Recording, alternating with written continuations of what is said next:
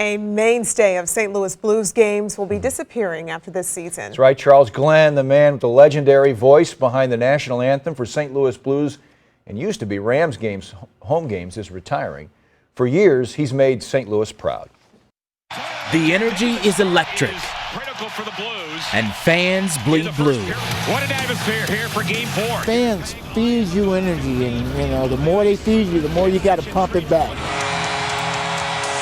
For most home games before the puck drops, And join Blues anthemist Charles Glenn in the you'll hear singing this of the melodious National Anthem. voice. That our flag was still there. It's been fantastic to be an African American singing the anthem for the NHL for 19 years. On a random day 19 years ago, Glenn snuck into a closed audition. He began singing. Then his mic went out.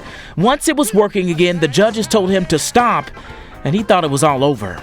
2 days went by, and they called him to sing, and he hasn't stopped since. Oh, when the Blues come on marching in. If you would have told me 19 years ago I'd be here 19 years now, I would have laughed at you. His rousing performances of the National Anthem at the Blues games have made him locally famous. 19 years, was it hard walking away?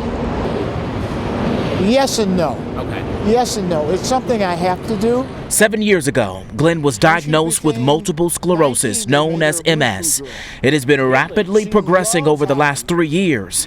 The 64-year-old, legend as some call him, will hang up his microphone at the end of this season.